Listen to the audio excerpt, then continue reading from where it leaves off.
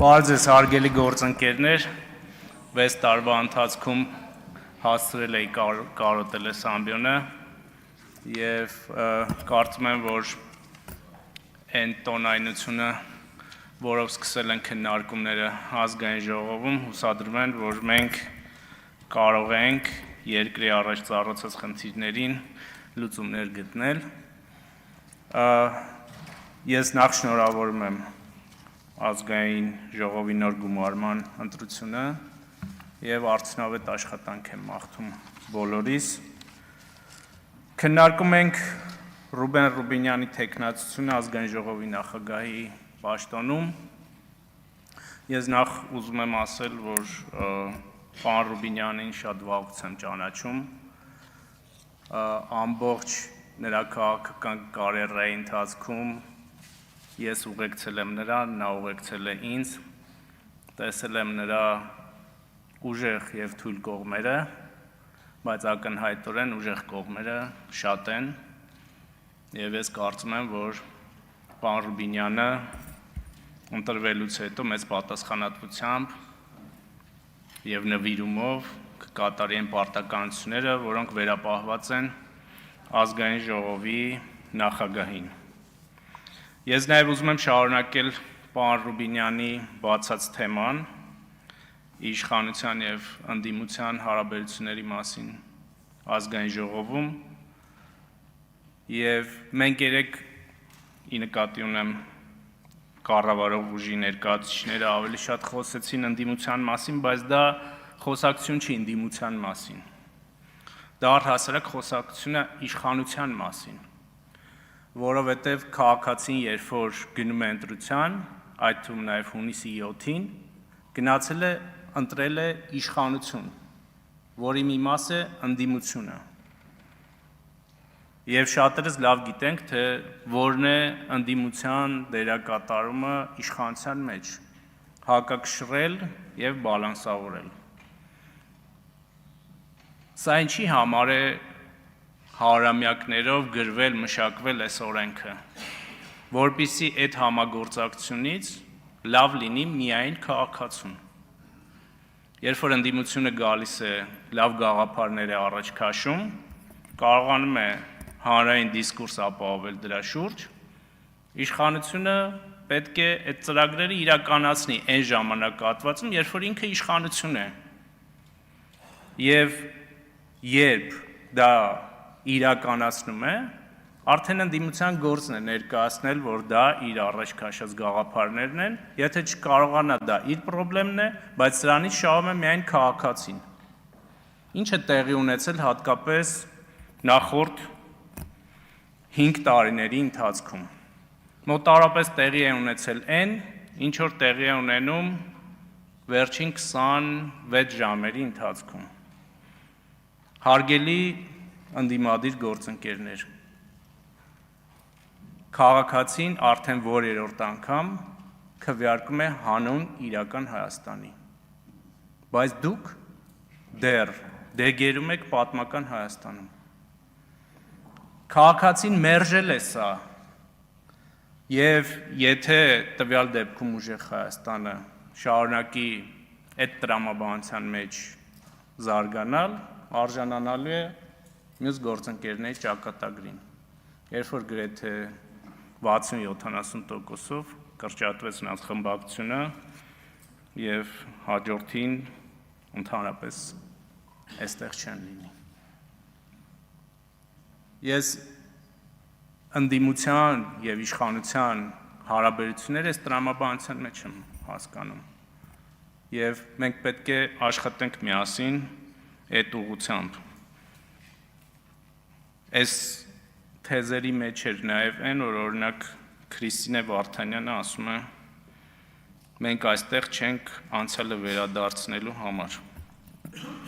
Այն թեզերը, որ դուք եք առաջ քաշում, դուք անցյալը չեք վերադարձնում, դուք անցյալն եք։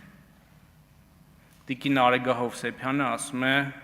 մենք նոր երիտասարդ քաղաքական ուժ ենք, չէ՞ տիկին Հովսեփյան։ Ձեր քաղաքական հայրերը հին են,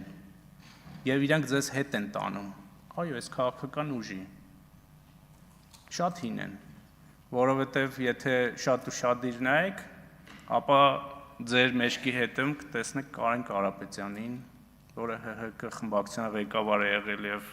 Սերժ Սարգսյանի աշխատակազմի ղեկավար, կտեսնեք ձեր կուսակցության առաջնորդին, ով շատ ակտիվ, օրինակ հիմա Գագիկ Ծառուկյան եք պաշտպանում, բայց 15 թվականին շատ ակտիվ մասնակցում էր Գագիկ Ծառուկյանի շուրջ ռազմորկեքին եւ իտոգներ էր տալիս։ Հին եք, այ երբ որ ձերբազատվեք այդ գաղափարներից ու այդ մարդկանց ազդեցություններից, մենք կունենանք մեր ժողովրդի ուզած իշխանություն եւ ընդդիմություն հարաբերությունները։ Ես մի քանի թեզերի եմ ուզում անդրադառնամ, որ այստեղ հնչել են։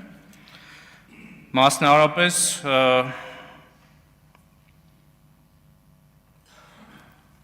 ասում եք, անընդհատ փորձում եք այստեղ առաջ քաշել են գաղափարը, որ իշխանությունը փոխել է թվերը, կեղծել է թվերը, խնդրում եմ, այն ինչ որ դուք արել եք, մեզ մի վերագրեք։ Ասում եք, իշխանությունը գիշերը ժամը 2-ին եկավ եւ հայտարարեց, որ հաղթել է ընտրություններում։ 24 News հեռուստաալիքը այդ ժամանակ հեռարձակում էր մեր հայտարարությունը։ Եվ էկրանին կային թվերը։ Եթե շատ ուշադիր նայեք այդ թվերին, ապա կտեսնեք, որ ձեր թիվը մոտարապես պլյուս-մինուս 1%-ի սահմաններում է փոխվել, ձեր թիվը մոտարապես պլյուս-մինուս 1%-ի սահմանում է փոխվել, մեր թիվը փոխվել է պլյուս-մինուս 2-3%-ի սահմանում։ Սահմանադրական դատարան ձեզանից ոչ մեկը որևէ ապացույց չի ներկայացրել, որ տեղամասերում ընտրությունների արդյունքները փոխվել են եւ հետեւաբար իշխանության վերլուծությունն էր տվյալ պահին ունեցած իր թվերով եւ այն օրենքով որ կա, որ ինքը ձևավորում է իշխանություն։ Խոսում եք ընտրությունների արդյունքները ամփոփումը դադարեցվել է։ Մի հատ փաստ եք ներկայացրել, որ այդպիսի բան է տեղի ունեցել։ Մի փաստ, սահմանադրական դատարանի վերդիկտը կա, եւ դուք պետք է հաշվի նստեք, որովհետեւ այդ վերդիկտը ընդունել է նաեւ ժողովուրդը, որովհետեւ եթե այդ ժողովուրդը չընդուներ վերդիկտը, ապա այսօր ուրեմն փողոցներում, ինչպես իմ գործընկերները ասացին, բազմաթիվ մարդիկ կլինեին եւ այս իշխանությունը չէր լինի։ Այն պահին, երբ որ դուք հաշտվեցիք եւ ընդունեցիք արդյունքները, որ ընդունել է ժողովուրդը, դուք կդառնաք այդ ժողովրդի իշխանության մի մասը հաջորդ ընտրություններին իշխանության գալու հնարավորությամբ, եթե ոչ, խնդրեմ այս օրինակը։ Դուք ասում եք Նիկոլ Փաշինյանը երրորդ անգամ դարձավ վարչապետ,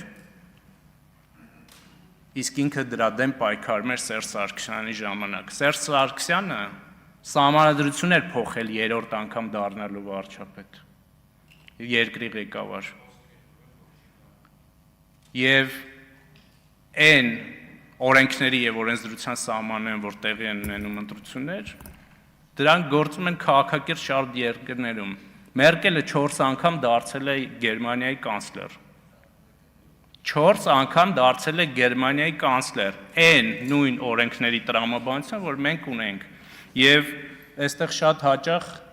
այդ իրողությունների նենգափոխում է տեղի ունենում։ Սա էլ է վատ, որովհետև դուք ապակողնորոշում եք մեր ժողովրդին։ Եվ հետո շատ դժվար է լինում, մեծ ջանքեր է գործադրվում, որպեսզի դա փոխվի։ Այստեղ տարբեր քրեական գործերի մասին խոսվեց, օրինակ Ռուբեն Մխիթարյանի գործը համեմատվեց 2008-ին տեղի ունեցածների հետ, հարգելի գործընկերներ, դուք երևի այդ ժամանակներ չեք ապրել։ Մեր ժամանակների առավելությունն է եւ ասում եք ինչ արդյունք եք ստեղծել։ Մենք ստեղծել ենք այն արդյունքը, որ կարող է իրավապահ համակարգը սխալվի կամ թերանա,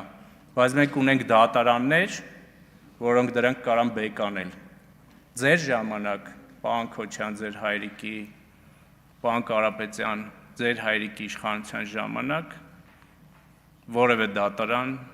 նման որոշում չէր կարող կայացնել։ Հարգելի գործընկերներ, համի բան էլ ես մտածում եի, որ մենք Գառնիկ Դանելյանին կկարոտենք, բայց երեք հասկացանք, որ չէ, եւ հարգելի գործընկերներ, ես ուզում եմ ասել, որ քաղաքացիական պայմանագիրը այնպես, ինչպես միաձայն առաջադրել է պարոն Ռուբեն Ռուբինյանին ազգային ժողովի նախագահի պաշտոնում, այնպես էլ քվեարկել է միաձայն նրա թեկնածության օգտին։ Շնորհակալություն։